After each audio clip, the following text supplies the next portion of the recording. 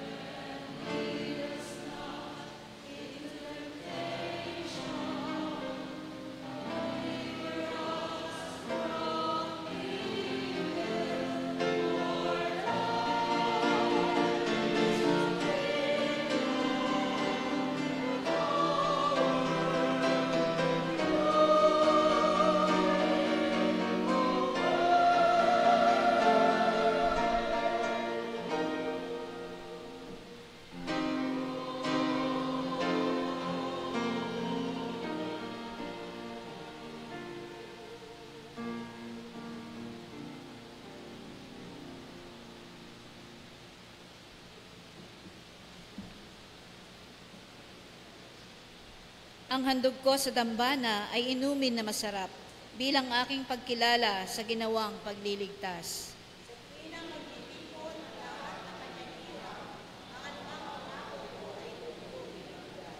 Masakit sa kalooban ni Yahweh kung may papanaw, kahit ito ay iisa, labis siyang magdaramdam.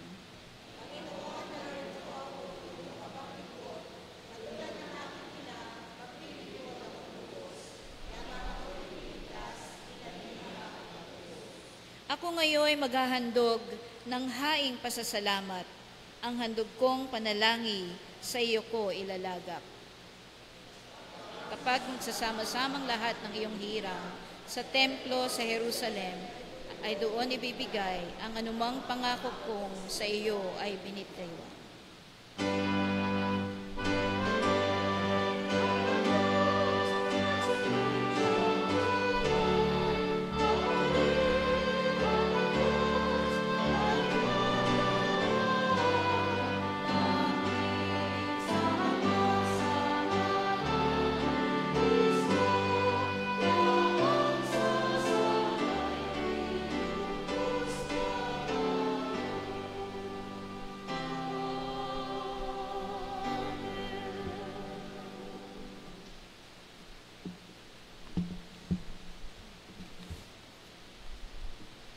Ang atin pong pagbasa sa Matandang Tipan ay matatagpuan Sa Exodus chapter 12, from verses 1 to 4, at ganito po ang sinasabi.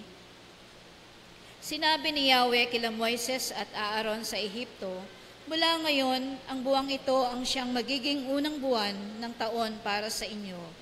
At sasabihin ninyo sa buong sambayanan ng Israel, na sa 10 araw ng buwang ito, bawat pamilya ay pipili ng isang tupa o batang kambing para sa kanila. Kung maliit ang pamilya at hindi makakaubos ng isang buong tupa, magsasalo sila sa malapit na kapitbahay na hindi rin makakaubos ng isang buo.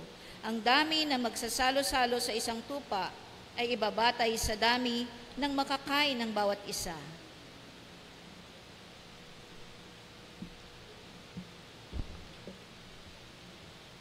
Tayo po tumayong lahat sa pagbasa sa Bagong Tipan, matatagpuan sa John chapter 13, 1-12. Sa bisperas noon ng Pasko, alam ni Jesus na dumating na ang panahon ng kanyang pag-alis sa daigdig na ito upang bumalik sa Ama. Mahal niya ang kanyang mga tagasunod na nasa daigdig at sila iniibig niya hanggang sa wakas. Sa panahon ng hapunan, inilagay na ng dyablo sa isip ni Judas na anak ni Simon Iscariote na ipagkakanulo niya si Jesus sa mga Hudyo. Nalalaman ni Jesus na ibinigay na ng Ama sa kanya ang buong kapangyarihan. Alam din niyang siya'y mula sa Diyos at babalik sa Diyos. Kaya't siya'y tumayo mula sa hapag, nagalis ng panlabas na balabal at nagbigkis ng tuwalya sa baywang. Pagkatapos naglagay siya ng tubig sa palanggana at sinimulang hugasan ang paa ng mga alagad at pinunasan ng tuwalyang nakabigkis sa kanyang baywang. Paglapit niya kay Simon Pedro, tumutol ito. Sabi niya, Panginoon, kayo ba ang maghuhugas ng aking mga paa? Sumagot si Jesus, hindi mo nauunawaan ngayon ang ginagawa ko, ngunit maunawaan mo rin pagkatapos. Muling nagsalita si Pedro, hindi ko po pahuhugasan sa inyo ang aking mga paa. Ngunit sinabi ni Jesus, malibang hugasan kita, wala kang bahagi sa akin. Dahil dito'y sinabi ni Simon Pedro, kung gayon, hindi lamang ang mga paa ko, kundi pati na rin ang aking mga kamay at ulo. Sumagot si Jesus, ang nakapaligo na ay hindi na kailangang mahugasan pa maliban sa kanyang mga paa, sapagkat malinis na ang buo niyang katawan, at kayo'y malinis na, subalit hindi lahat. Hindi kilala ni Jesus kung sino ang magkakanulo sa kanya. Dahil kilala ni Jesus kung sino ang magkakanulo sa kanya, sinabi niyang malinis na sila, subalit hindi lahat. Nang mahugasan ni Jesus ang kanyang mga paa, muli niyang isinuot ang kanyang balabal at nagbalik sa hapag. Siya'y nangusap sa kanila, nauunawaan ba ninyo kung ano ang ginawa ko sa inyo? Ang salita ng Diyos para sa bayan ng Diyos.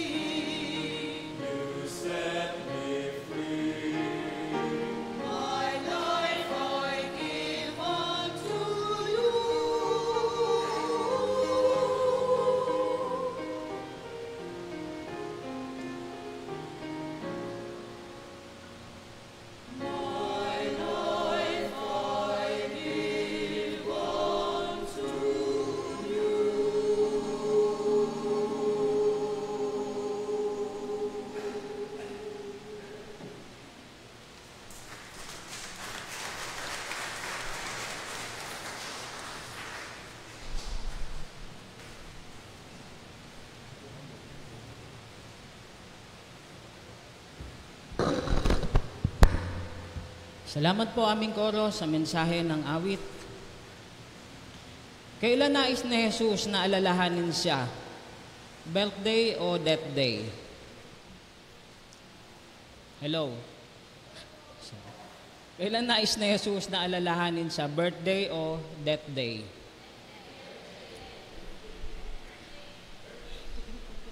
Do this in remembrance of me. Kailan yun? Nung panahon na kasama ni Jesus ang kanyang mga alagad at sinisimbolo niya ang kanyang katawan sa pamamagitan ng tinapay at ng dugo, sa pamamagitan ng saro o ng alak. Tayo po muna ay manalangin. Samahan kami, O Diyos, ng inyong presensya sa aming pansamantalang pananahimik, pakikinig. Kayo po, O Diyos, ang umabot sa aming mga pagtanggap at pangunawa. Alang-alang kay Jesus na aming Panginoon. Amen. Ang pag-ibig na nakikita sa kababaang loob. Ang pag-ibig na nakikita sa kababaang loob. Habang naglalakad sila papunta sa Jerusalem, nagtatalo ang mga alagad ni Jesus tungkol sa kung sino sa kanila ang mas nakahihigit sa iba. Sabi sa Lucas 22:24, nagtatalo-talo pa ang mga alagad kung sino sa kanila ang kikilalaning pinakadakila. Pero sinagot ni Jesus ang mga alagad o sinabi ni Jesus sa kanyang mga alagad, ngunit hindi ganyan ang dapat umiral sa inyo. Sa halip, ang sino mang sa inyo na nais maging dakila ay dapat maging lingkod ninyo. Ang sino mang nais maging pinuno ay dapat maging alipin ng lahat. Tingnan natin ngayon kung paano ito maisasagawa. Kaugalian ng mga Hudyo noong panahon ni Jesus na kapag may dumarating na mga bisita sa pananghalian o hapunan, huhugasan ng isang utusan o alipin ang mga paa nito na nadumihan ng alikabok mula sa kalsada. Sa pangyayaring ito, walang utusan doon at wala ring alagad na nagpresinta para gawin ito, ang hugasan ng kanilang mga paa. Nalalapit na noon ang panahon na ipapako si Jesus sa krus. Tingnan po natin ang pag-ibig at otoridad. Batid ni Jesus na nalalapit na ang panahon ng pagtupad na kanyang misyon na iligtas ang mundo sa pamamagitan ng kanyang kamatayan sa krus. Ginawa niya iyon dahil minamahal niya ang kanyang mga tagusunod at kasama rito ang pagpapakita niya ng kanyang pagmamahal sa kanila. Ibinigay ng Diyos Ama kay Jesus ang lubos na otoridad sa lahat ng bagay ng mga oras at panahong iyon. Sabi po kanina sa talatang 3, nalalaman ni Jesus na ibinigay na ng Ama sa kanya ang buong kapangyarihan. Alam din niyang siya ay mula sa Diyos at babalik sa Diyos. Lalo na ang tungkol sa kanyang gagawing pagliligtas sa mundo. Hindi kailangan pagdaanan ni Jesus ang kanyang kamatayan sa krus at hindi niya kailangan gawin na iligtas tayo. Ngunit ito'y ginawa ni Jesus sa sarili niyang pagkukusa. Lahat ng mangyayari magmula sa yugtong ito ay mangyayari ng may pagpapahintulot o pagkukusa ni Jesus kahit ang pagkakanulo sa kanya ni Judas. Sabi po sa talatang 2 kanina, sa panahon ng hapunan, inilagay na ng dyablo sa isip ni Judas na anak ni Simon Iscariote na ipagkakanulo niya si Jesus sa mga Hudyo. Tingnan po natin ang paghuhugas ng paa. Hinubad ni Jesus ang kanyang panlabas na kasuotan, nagbigkis ng tuwalya sa kanyang bewang at sinimulang maghugas ng paa ng mga alagad niya. Sabi nga po sa talatang 3 kanina, kaya't siya'y tumayo mula sa hapag, nag-alis ng panlabas na balabal at nagbigkis ng tuwalya sa kanyang bewang. Pagkatapos, naglagay siya ng tubig sa palanggana at sinimulang hugasan ang paa ng mga alagad at pinunasan ng tuwalyang nakabigkis sa kanyang bewang. Ito ay tulad ng ginagawa ng isang utusan. Wala sa mga alagad niya ang handang magpakababa at maghugas ng paa. May problema sila. Hindi lamang sa pagiging mapagmataas, mabagal din silang matuto kahit halos 3 taon na silang kasakasama ni Jesus. Sa paanong paraan kaya tayo katulad ng mga alagad ni Jesus? Maaring marami sa atin ang matagal ng Kristiyano, ngunit ang ating pag-uugali ay napakalayo pa rin sa katauhan ni Jesus. Marami pa rin sa atin ang mabagal matuto o makasunod. Pansinin po natin ang reaksyon ni Pedro at ang sagot ni Jesus. Sa talatang 6, paglapit niya kay Simon Pedro, tumutol ito, sabi niya, Panginoon, kayo ba ang maghuhugas ng aking mga paa? Sumagot si Jesus, hindi mo nauunawaan ngayon ang ginagawa ko, ngunit mauunawaan mo rin pagkatapos. Kung ikaw si Simon Pedro, ano ang maiisip mo habang si Jesus ay papalapit sa iyo? Anong mga damdamin ang mag-uumapaw sa iyo? Bakit hindi mo papayagan na hugasan ni Jesus ang iyong paa? Kung ganoon, bakit hihilingin mo na paliguan ka? Paano tinugon ni Jesus ang nakikitang pagkapahiya at pagkataranta ni Simon Pedro? Paano natin isasagawa ang naging sagot ni Jesus? Sa talatang 10, sumagot si Jesus, ang nakapaligo na ay hindi na kailangang hugasan pa maliban sa kanyang mga paa, sapagkat malinis na ang buo niyang katawan. Tingnan po natin ang kahulugan ng paghuhugas ni Jesus na kanilang paa. Marami pong dahilan kung bakit hinugasan ni Jesus ang paa ng mga alagad niya. Una po ay ang lantad na dahilan. Marumi ang paa nila at kailangang mahugasan. Marumi ang paa nila at kailangang mahugasan. Pangalawa po, simbolikong dahilan, symbolic reason. Nais ni Jesus na turuan sila ng pagpapakumbaba at pag-ibig. Dagdag pa rito, nais ni Jesus na maunawaan nila na hindi sila maaaring maging matuwid o malinis kung hindi sa pamamagitan o kaugnayan nila kay Jesus. At kahit na malinis sila, magkakasala pa rin sila sa tuwi-tuwi na at nangangailangan na mahugasan. Sa pamamagitan ng pagtutuwid, kapatawaran at pagpapanaoli o pagpapanumbalik. Ang nakapaligo na ay hindi na kailangang hugasan pa maliban sa kanyang mga paa, sapagkat malinis na ang buo niyang katawan at kayo'y malinis na lahat. At isa pa pong dahilan, bilang Panginoon at Guro, nais ni Jesus na magbigay ng huwaran na matutularan ng mga alagad niya na sila'y maghugasan ng paa ng isa't isa o magsilbi sa isa't isa ng may kababaang loob tulad ng isang utusan. Ginawa ito ni Jesus ng dahil sa kanyang pag-ibig. Sa talatang 1, bahagi po ng talatang 1, mahal niya ang kanyang mga tagasunod na nasa daigdig at sila'y iniibig niya hanggang sa wakas. Ganito rin kung paano tayo magsilbi sa iba. Kapag nagpapakumbaba tayong magsilbi sa kanila, dapat ito'y dahil sa pag-ibig at hindi dahil katungkulan lamang natin na gawin ito. Meron pong mga praktikal na sitwasyon kung paano matutularan ang halimbawa ni Jesus. Pwede pong ipagpatuloy ang paglilingkod kahit walang kumilala o nagpapahalaga sa iyong ginagawa. Pwede mong ipagpatuloy ang iyong paglilingkod kahit walang kumilala o nagpapahalaga sa iyong ginagawa. Kuminsan kahit walang thank you. Magkusang batiin ang mga bagong dumadalo sa iglesia. Batiin nyo na po yung mga katabi ninyo.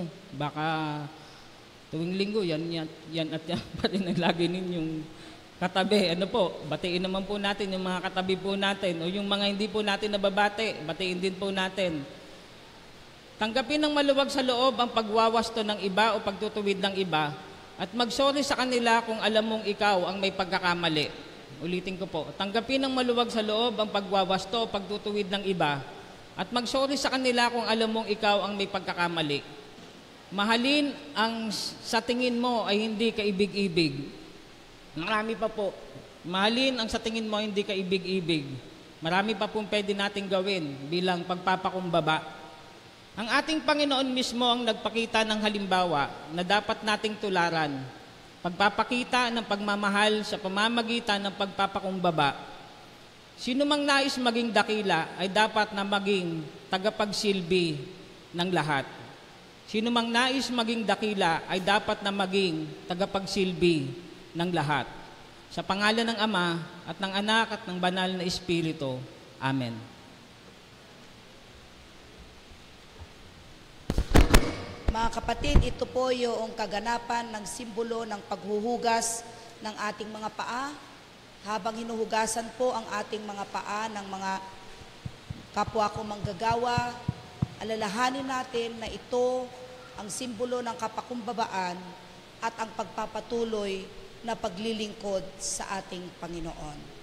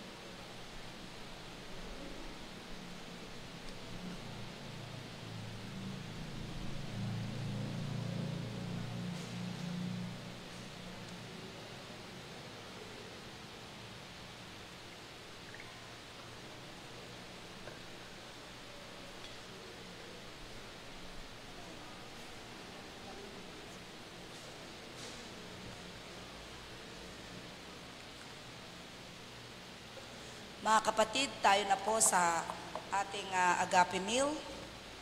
Napakaligaya at kahanga-hanga sa ating pagmasid ang nagkakaisa at laging sama-sama na magkakapatid. Ito ang lugar, ito ang panahon. Sa sandaling ito, ating naranasan ang presensya ng Diyos. Upang baguhin ang ating mga isipan, upang Baguhin ang ating mga puso, upang baguhin ang ating mga landas, upang ating makita ang sanlibutan at ang buhay na may panibagong liwanag. upang puspusin tayo ng pag-asa, kagalakan at katiyakan para sa kinabukasan. Sa sandaling ito, ating purihin ang Diyos. Ating saliksikin ang ating mga sarili sa ating pamumuhay bilang pamayanan ng mga mananampalataya, bilang simbolo ng kapayapaan ng Diyos sa sanlibutan. Aming pinagsisihan ang aming mga kamalian, ang kawalan ng pag-unawa, di magpapatawad ng aming saradong isip at kawalan ng pagmamalasakit sa damdamin at kapakanan ng aming kapwa. Aming pinagsisihan ang mga pagkakataong nais naming maging higit na mabuti kaysa iba at napakadali sa amin ang humusga sa aming kapwa at lahat ng aming mga ginagawa para sa iba ay bunga ng makasariling layunin kaysa pag-ibig. Mga minamahal na kapatid, tayo ay magpatawad sa pangalan ni Jesus, ating tanggapin ang kapatawaran. Sa ating kalagitnaan kung saan naririto si Kristo ay nagpapaalala sa atin ng kanyang habilin. Isang bagong utos ang ibinibigay ko sa inyo. Mag-ibigan kayo. Kung paano ko kayong inibig, gayon din naman mag-ibigan kayo. Kung kayo'y mag-iibigan, makikilala ng lahat na kayo'y mga alagad ko. Tayo, Panginoon, malugod naming tinatanggap ang inyong banal na presensya sa aming kalagitnaan. Nawa ang mga pagkain at pagsasama-sama namin sa iyong banal na pangalan ay magpalakas ng aming lubang katawan, puso at isip. Naway magdulot ng panibagong sigla sa aming mga espiritu ang aming pamumuhay sa liwanag ng inyong presensya saan man sa lahat ng panahon at pagkakataon. Amen. Mga kapatid, kay Kristo ang dulang ay nakahanda para sa atin. Ngayon ay ating pagsalusaluhan. Habang po tayo ay magkasama-sama sa pagkainan at mamulot tayo kung ano ang gusto nating kainin. And then kunin natin yung inumin. Pagkatapos ay bumalik tayo sa upuan. 10-10 o pwede paikutan po ito. Hindi po kayo sabay-sabay. Paikot po na nasama-samang salo-salong kumain sa mga pagkain sa pagkainan. Tapos babalik kayo. Meron po tayong alcohol. Bago kayo umakyat ay pakigamit po yung alcohol. Mga choir, mauna po sila.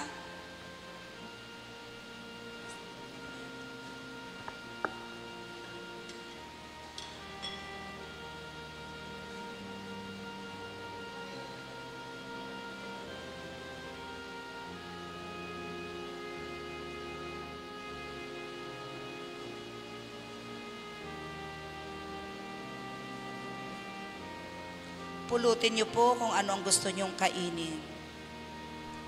At kasama natin ang presensya ng ating Panginoon.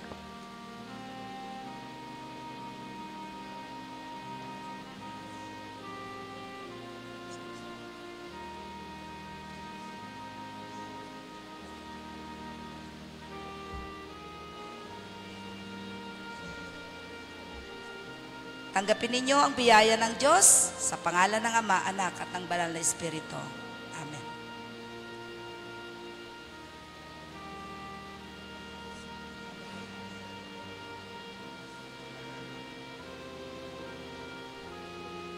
Another batch. Sige po, sunod-sunod na po tayo. Pwede naman po ninyong tikman lahat.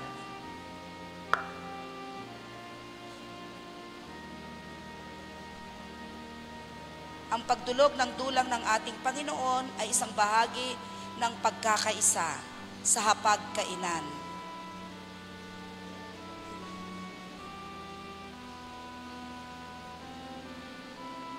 hain para sa inyong lahat yaan. Pwede rin po ninyong tikman lahat.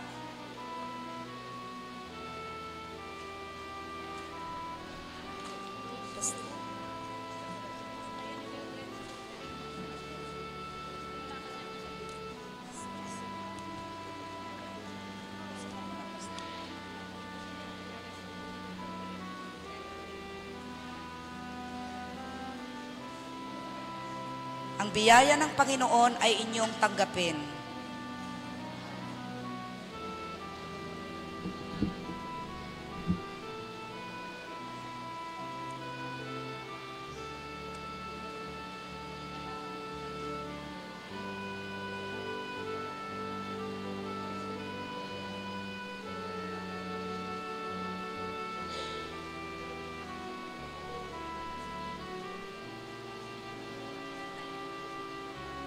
Ito po ang simbolo ng pagkakaisa sa hapagkainan, sa dulang ng ating Panginoon.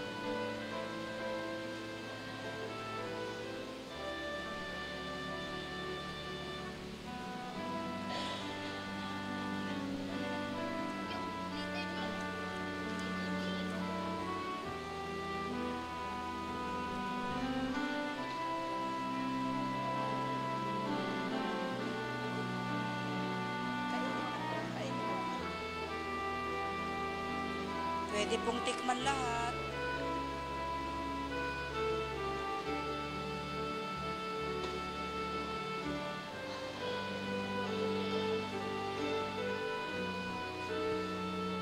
Punuin mo lang, marami yan. Wala lang. Sige po, kuha lang.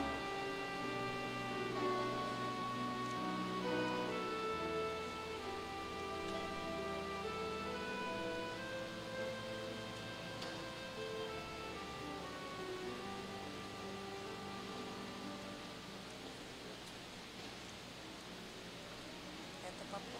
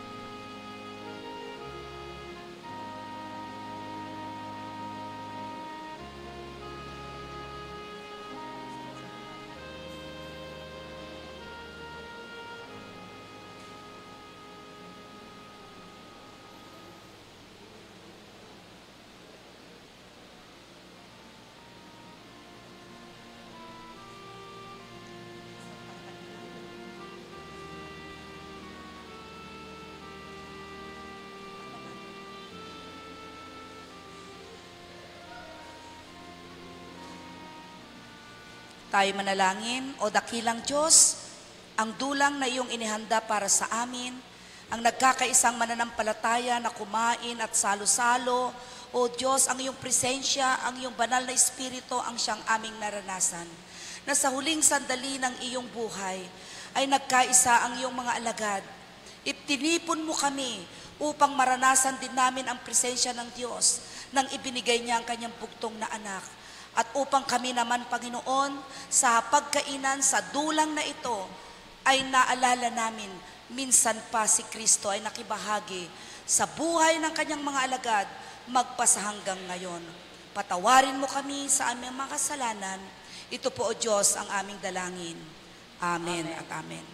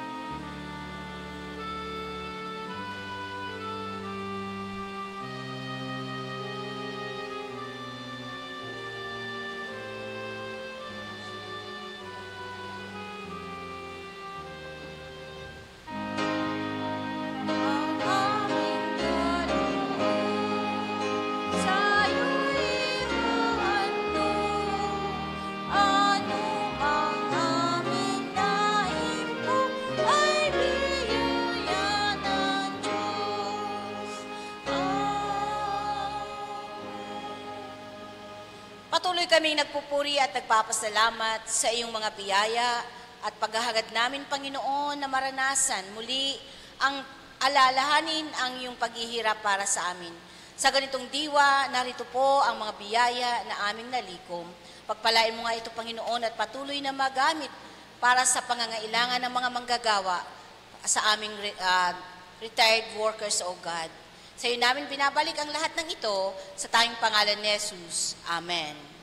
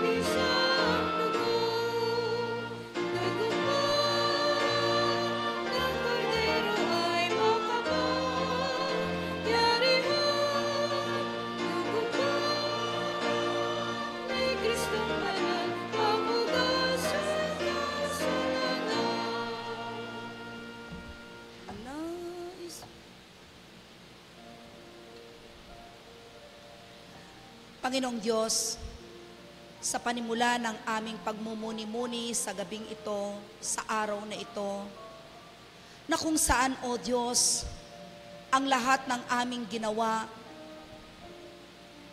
mula sa paghugas ng mga paa, ibig sabihin, O Diyos, ay handa kaming tumugon sa anumang mga pasakit na darating sa amin, at meron kaming pagpapakumbabang harapin ang lahat ng ito. O Diyos, kung kami man ay nasusubok sa aming pananampalataya, patawarin mo kami, O Diyos, kung minsan ay nakakalimot din kami. Sa panahong ito, Panginoon, sa pagtanggap namin ng dulang na ito, sa mga naihandang pagkain, ang simbolo ng iyong presensya, nakasama ka namin sa lahat ng panahon at pagkakataon. Ikaw, O Diyos, na nagsakripisyo sa krus. Ikaw, O Panginoon, nakakarapin ng panahon o yung oras ng iyong kamatayan. Ipinadama mo ang iyong tunay na pag-ibig. At nawa, O Diyos, yun din ang aming mararanasan sa oras at pagkakataong ito. Dahil sa pagtatapos ng aming pananambahan sa gabing ito, sa aming paglabas, ay tataglayin namin ang buhay at kapayapaan na iyong ipinagkaloob sa amin nung iyong inihandog ang iyong bugtong na anak. Dakila ka, O Diyos, sa aming mga puso. Kung dumarating man kami ay nakakaramdam ng panlulupaypay, O Diyos, lagi kang nariyan at ipinapaalala sa amin na higit pa ang iyong naranasan. Walang kapantay ang iyong paghihirap. Walang kapantay ang iyong ipinagkaloob dahil yung buhay mismo ang iyong binigay para sa amin. Kung kaya, O Diyos, sa oras at pagkakataong ito, ihanda mo rin ang aming puso at ang aming pagkatao sa pagkalinis ng aming mga kasalanan upang abutin din namin ang aming mga kapwa mananampalataya. Ang mga taong hindi ka ibig-ibig, subalit tinuruan mo kami kung paano sila ibigin.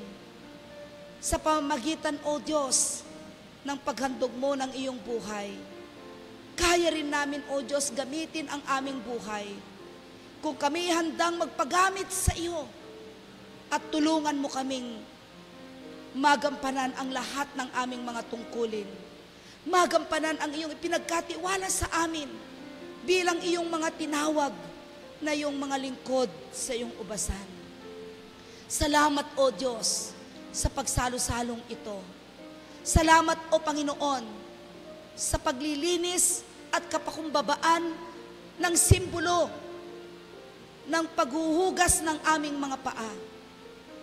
Kami ay handang magpakumbaba, handang sumunod sa yapak ng aming Panginoong Hesukristo. O dakila ka, Panginoon, sa paghahandang ito na ginampanan ng bawat isa sa amin. At kinabukasan, O Diyos, ay aming ding tutungayan at ise-celebrate. Panginoon, pakinggan ang 7 wika mo sa cross nang ikaw ay nabayubay at ipinagkaloob ang iyong buhay. Sama-sama nawa kami muli, Panginoon, sa pagbabalik ng iyong sa iyong templo upang sambahin at ipagdiriwang ang iyong kamatayan, na ang kamatayang iyon mula sa salita mo sa cross, ang 7 wika, ang mga panalangin iyon, ang siya ring nagdulot sa amin upang maging matatag at magamit naming pagpapaalala sa buhay namin ng panalangin iyon ay isang makahulugang panalangin na aming din, O Diyos, sasambitin sa aming mga buhay. Salamat sa gabing ito. Salamat sa presensya ng iyong mga anak na narito. Patawarin mo kami sa aming mga kasalanan. Ito po, O Diyos, ang aming dalangin. Amen at amen.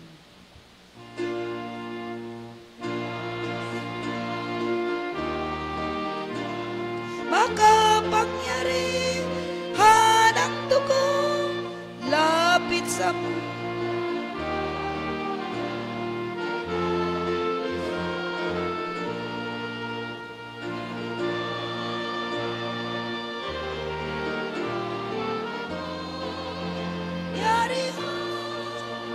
dugo lamang ni Kristong banal. maghugas sa